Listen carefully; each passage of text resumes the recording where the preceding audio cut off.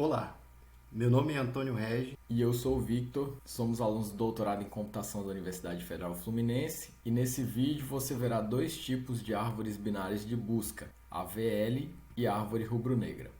O roteiro dessa apresentação envolve conceitos sobre árvores binárias de busca e balanceamento em árvores, Propriedade das AVL, e árvores rubro-negras, análise de complexidade dos algoritmos, exemplo de aplicação de uso. comparações e artigos relacionados. Começando, vamos para algumas definições. Uma árvore em estrutura de dados é um tipo abstrato de dado que pode assumir uma forma vazia ou ser formada por um nó raiz e zero ou mais subárvores. As árvores binárias são aquelas nas quais cada nó pode conter até duas subárvores, direita e esquerda. No exemplo que aparece, a raiz da segunda árvore possui 3 filhos, o que significa dizer que ela é ternária e não binária. As árvores binárias de busca são o tipo de árvore mais utilizado na computação. Como todas as outras, elas possuem nós, raiz, filhos, pais e folhas, e obedecem às propriedades das árvores binárias. Entretanto, nas árvores binárias de busca, os elementos inseridos são sempre comparados desde o nó raiz, para que se saiba se serão inseridos à esquerda, quando forem menores que um nó, ou à direita, quando forem maiores. Na tela, vemos a inserção do 40. Como é maior que 30, que é a raiz da árvore, vai ser comparado agora com o 50. Sendo menor que 50 e não havendo nenhum nó como subárvore esquerda, ele vai ser inserido. O resultado prático dessa abordagem é o seguinte: imagine que será percorrida uma árvore binária de busca com N nós e o percurso é em ordem, ou seja, serão visitados recursivamente primeiro os nós à esquerda, depois o próprio nó, depois os nós à direita. O resultado será sempre uma sequência de dados ordenados, já que esse tipo de árvore aborda justamente um problema clássico em estrutura de dados, a busca, e tenta otimizá-la. Assim, entendemos que trata-se de um tipo abstrato de dado ideal para quando se quer encontrar conteúdos de maneira organizada. Nós vimos a inserção e o percurso, mas outra operação muito importante em árvores binárias de busca é a remoção. Ainda vamos falar especificamente sobre elas nas duas árvores que vão ser abordadas. Agora é hora de falarmos sobre AVL. As AVLs são árvores binárias de busca. O nome é um acrônimo dos nomes dos dois soviéticos que as criaram, Adelson Velsky e Landis, em 1962. Elas são dicionários avançados em estrutura de dados que, por definição, trabalham com rotações para manter a árvore como quase completa. Isso garante menor custo para a busca, mas vamos entender isso mais para frente. Ela foi a primeira árvore binária balanceada criada. Para compreendê-la, precisamos primeiro falar sobre balanceamento, e uma propriedade muito importante para entender o balanceamento em árvores é a altura. A altura consiste no tamanho do maior caminho que conecta um nó a uma folha descendente. Estamos vendo que a altura da árvore é 3, pois para chegar até o nó folha mais distante da raiz da árvore, precisamos percorrer 3 nós. Já no nó X, temos a altura 2, pois o maior caminho até uma folha passa por X e pela própria folha, não importa se andarmos para a esquerda ou para a direita. Para calcular o fator de balanceamento de um nó, a gente usa a altura da subárvore esquerda menos a altura da subárvore à direita. Na AVL, quando o fator de balanceamento de um nó chega em 2, positivo ou negativo, dizemos que a árvore está desbalanceada e partimos para fazer rotações, balanceando-a. É importante destacar que a verificação do fator de balanceamento inicia um nó que acabou de ser inserido ou removido e encerra na raiz da árvore. Se todos os nós desse caminho estiverem com fator de balanceamento 0, 1 ou menos 1, a árvore está balanceada. No exemplo, o nó raiz da árvore está com fator de balanceamento menos 2, indicando que há necessidade de rotação. Aí você pode estar se perguntando, por que a AVL trabalha com fator de balanceamento e essas rotações? Veja a árvore que aparece do lado esquerdo da tela. Ela é uma árvore binária de busca, mas não é uma AVL. Para encontrar o elemento 0 na árvore, a gente precisa passar por todos os nós, ou seja, o custo dessa operação é equivalente ao tamanho da árvore, que é n. Agora observa a AVL do lado direito. Se precisarmos encontrar o mesmo elemento, precisamos andar por apenas 3 elementos, o que torna o custo dessa operação mais baixo. Ainda falaremos sobre complexidade das operações em AVL, mas esse exemplo deixa claro que é melhor fazer buscas nela e que quanto maior for o fator de balanceamento em uma árvore binária de busca, maior o custo computacional no pior caso. Já que vimos como encontrar o fator de balanceamento em um nó e vimos também quando uma AVL vai estar desbalanceada, que é com o fator a partir de 2 ou abaixo de menos 2 em um determinado nó, a gente pode falar agora das rotações. Elas podem ser simples ou duplas. Toda vez que os sinais do fator do nó desbalanceado e do seu filho forem iguais, ou o fator do filho for igual a zero, será necessário fazer uma rotação simples. Quando os sinais forem diferentes, será necessário fazer uma rotação dupla.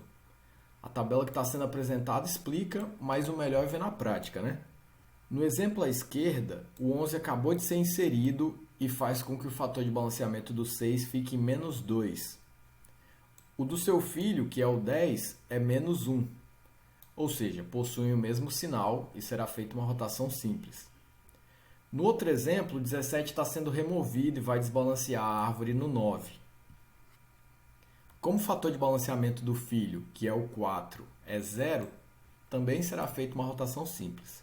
Vamos usar o simulador de AVL da Universidade de São Francisco, na Califórnia, para visualizar as rotações passo a passo. Considere que os valores associados aos nós são as alturas de cada subárvore, e não o fator de balanceamento. Já vimos que inserindo o 11 nessa AVL, o fator de balanceamento do 6 vai para menos 2 e do 10 vai para menos 1. Em seguida, na rotação simples, o 6 passa a ser filho à esquerda de 10, que passa a ser a nova raiz da árvore. Novamente, 6 filho à esquerda de 10 e 10 passa a ser a nova raiz da árvore. É uma rotação simples à esquerda. Agora, removendo o 17 dessa outra AVL, o fator de balanceamento do 9 vai para 2 e o do 4 permanece em 0. Na rotação simples, o 9 passa a ser filho à direita de 4, herda o que era a subárvore direita de 4 e o 4 passa a ser raiz da árvore. Veja outra vez. Removemos 17, 9 filho à direita de 4, herda o que era a subárvore direita de 4 e 4 virou raiz. É uma rotação simples à direita. Beleza, vamos para as rotações duplas. Nelas temos um esquema onde é necessário fazer duas rotações. A primeira inserindo a folha entre os dois primeiros elementos da subárvore desbalanceada e a segunda é uma rotação simples. No exemplo, inserindo o 6 na VL, temos o desbalanceamento. O fator de balanceamento da raiz vai para 2. Nesse caso, vai ser necessário rotacionar uma vez para inserir o 6 entre o 7 e o 5. E em seguida, rotacionar outra vez para torná-lo raiz da árvore. Vamos ver no simulador. Tá aí, ó. Vamos acompanhar.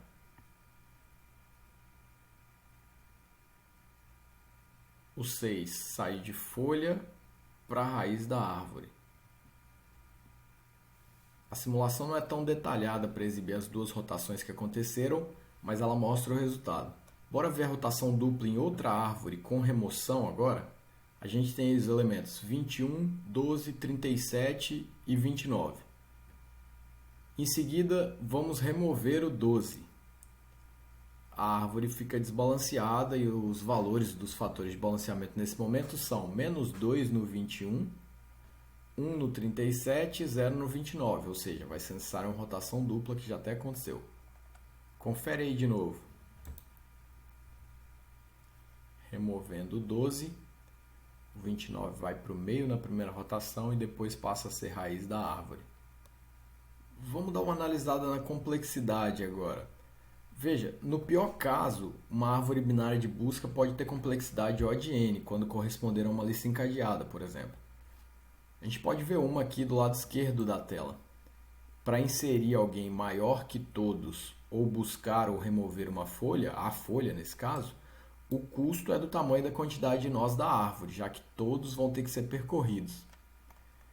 Entretanto, a complexidade no pior caso em uma AVL é da ordem de log de n, ou seja, menor. Isso acontece porque as AVLs buscam ser completas e isso reduz a quantidade de níveis da árvore, principalmente quando há muitos nós.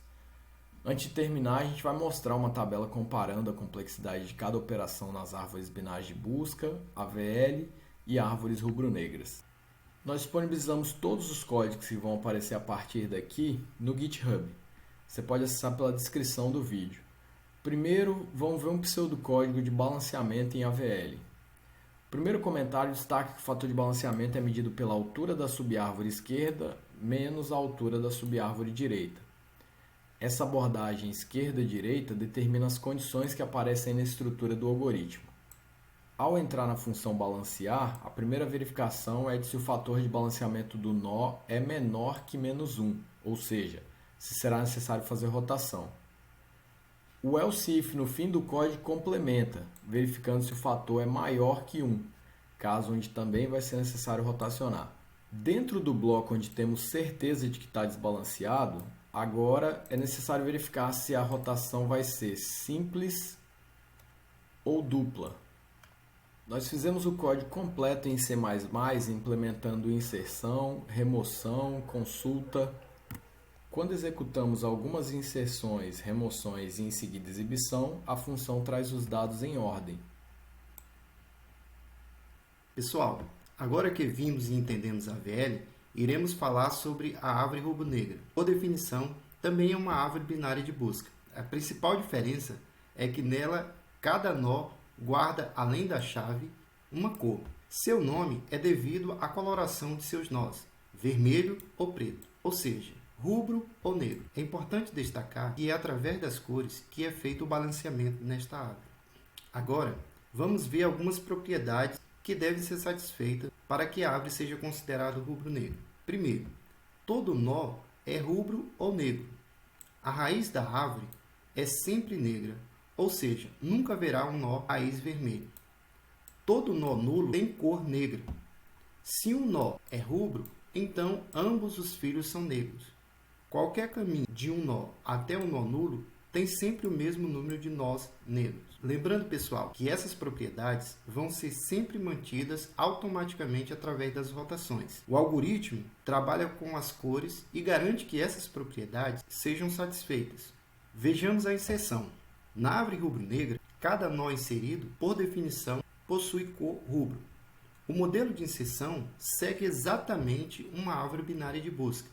Vamos a um exemplo. Suponha que temos os números 49, 25 e 69 e precisaremos inserir um novo elemento, neste caso, o 62. O novo nó sempre será marcado com a cor rubro. É importante observar que após a inserção, deve ser verificado se as propriedades rubro-negras se mantêm. Caso alguma das propriedades sejam violadas, será necessário restabelecer a corretude da árvore. E como fazer isso? Através das trocas de cores de alguns nós ou rotações. Veremos isso. Se acabou de inserir um novo nó na árvore e seu pai for negro, significa dizer que a árvore não desbalanceou e suas propriedades foram mantidas. Se o pai do novo nó inserido for rubro, rotações ou alterações de cor precisam ser feitas. No exemplo, inserimos o elemento 62 e a árvore ficou desbalanceada. Existem alguns casos para tratar na inserção. Vamos falar do primeiro caso, onde o pai e o tio do novo nó são rubros. Vamos lá. Se o pai do novo nó que acabamos de inserir for rubro, precisaremos alterar sua cor para negro, bem como seu irmão. Por exemplo, na imagem temos os números 49, 25 e 69. E vamos inserir o 62, onde inicialmente o 49 é raiz negra e os números 25, 69 são rubros. Como vemos, a inserção do 62 como rubro gerou um desbalanceamento da árvore, pois seu pai e tio também são rubros. Dessa forma, eles serão modificados para negro e a raiz 49 passará para rubro. Como é percebido, ainda temos que resolver um problema, pois a raiz não poderá ser rubro. Sendo assim, vamos alterar a cor do elemento raiz 49 para a cor negra, conforme vemos. Em casos que a cor do nó foi alterado para rubro e seus ancestrais sejam rubro, temos que aplicar a regra novamente. Por exemplo, suponha que temos a árvore da tela e alguns nós são rubros. Vamos então inserir um novo elemento, 95. Ao inserir, o pai 91 e o tio 70 são rubros. Neste caso, a árvore ficou desbalanceada novamente. Como temos um filho com pai e tio rubros, vamos realizar uma alteração de cores em ambos para negros. E no caso do avô 78, ficará rubro, conforme vemos. Como o avô foi alterado para rubro e seus ancestrais são rubro, temos que realizar uma nova mudança do tio 25 e pai 69. Assim, eles serão alterados para negros e seu pai para rubro, no caso, o 49. A alteração causou um impacto na raiz, pois ela passou para rubro, porém a raiz nunca poderá ser rubro. Será necessário realizar uma mudança, trocando a cor da raiz de rubro para negro, conforme vemos. Com isso, garantimos que todas as propriedades da rubro-negra sejam satisfeitas. Vamos analisar outro caso de inserção, onde o pai é rubro e o tio é negro. Temos um exemplo onde o pai do novo nó é filho esquerdo da raiz e não possui irmão. Ou seja, inicialmente, vamos considerar que a árvore tem os seguintes elementos: 49, 25 e nulo. Logo após, vamos inserir um novo nó, neste caso, o elemento 22. Ao inserir, percebe-se que o pai do novo nó 25 é filho esquerdo da raiz 49 e o novo nó 22 é filho esquerdo de 25. Se simplesmente trocarmos as cores, ferimos a quinta propriedade. Neste caso, a raiz ficou desbalanceada e vamos realizar uma rotação simples para a direita da raiz 49 e posicionar o 25 como raiz. Assim, mudamos as cores. Agora, vamos analisar a rotação dupla. Inicialmente, vamos considerar que a árvore tem os seguintes elementos: 49, 25 e nulo. Logo após, vamos inserir um novo nó, neste caso, o elemento 38. A inserção do 38 gerou a necessidade de rotacionar a árvore. Neste caso, precisamos fazer uma rotação dupla. Na imagem, temos que o pai do novo nó será rotacionado à esquerda e depois rotaciona o avô para a direita, trocando as cores. A operação de remoção em uma árvore rubro-negra é bastante complexa e possui várias etapas. Vamos deixar um material do site programmers.com na descrição do vídeo para quem quiser dar uma olhada de maneira aprofundada. Lá, eles explicam passo a passo o algoritmo para remover e, em seguida, verificar a corretude da árvore, fazendo as rotações que forem necessárias. Ok, vimos dois tipos de árvores binárias de busca e, caminhando para o final, temos aqui uma tabela comparativa entre as complexidades de cada operação. A gente percebe que tanto em AVL quanto na rubro-negra o algoritmo fica em O log de n, o que é melhor que o O de n do pior caso das árvores binárias de busca. Na teoria elas possuem a mesma complexidade. Na prática, a AVL é mais rápida na operação de busca, porque é mais balanceada que a rubro-negra, ou seja, tem menos níveis. Em compensação, a AVL é mais lenta nas operações de inserção e remoção. No pior caso, uma operação de remoção, por exemplo, pode exigir O log de n rotações na AVL contra apenas 3 rotações na rubro-negra. Vale lembrar que na AVL o fator de balanceamento é a diferença entre as alturas das subárvores, enquanto a rubro-negra é balanceada pelas cores dos nós. Falando sobre a aplicação dessas árvores, a rubro-negra, por exemplo, é utilizada nas bibliotecas java.util.treemap, que implementa um mapa navegável, e também em bibliotecas de C++, como o stdmap, que faz associação chave-valor e indexa na árvore pela chave, e std7, que utiliza o próprio valor como chave. A gente implementou dois códigos para comparar o desempenho dos algoritmos, executando as mesmas entradas e saídas em árvore rubro-negra com std7 e em AVL com um algoritmo recursivo criado do zero. Usamos a biblioteca Crono para verificar o tempo de execução, mas os resultados foram muito próximos, talvez porque a gente usou poucos nós e só consigamos ver realmente a diferença quando a gente parte para um número de nós mais significativo, né? A gente chegou a testar, tirar uma média ainda, mesmo assim os resultados foram muito próximos. Tentamos a execução 10 vezes de cada um e aí pegamos esse valor e comparamos. Mesmo assim, ainda não deu para dizer que uma é melhor que a outra no caso que a gente testou.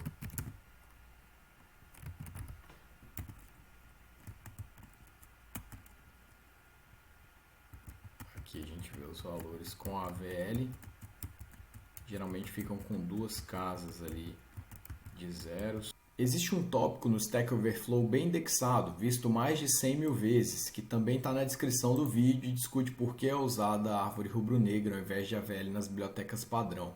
Se ficar curioso para entender mais, dá uma olhada lá depois.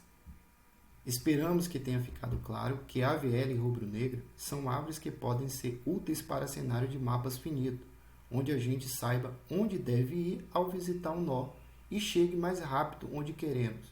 No geral, a rubro-negra é a que mais aparece nas bibliotecas das linguagens, mas a AVL também é muito útil para indexar grandes volumes de dados e principalmente para buscar se temos muitos dados. Para finalizar, destacamos 3 artigos que encontramos durante a pesquisa para essa apresentação. O link dos 3 está na descrição do vídeo. O primeiro faz um comparativo de avaliação de desempenho de árvores AVL e rubro-negra. No segundo, os autores trazem uma abordagem para ensinar a árvore rubro-negra. O terceiro fala de um sistema de tutor inteligente. Se você chegou até aqui e gostou do vídeo, não se esqueça de curtir e mandar para alguém da área. Se tiver dúvidas, comente e vamos conversando. Obrigado e até a próxima. Valeu! Tchau, tchau. Valeu!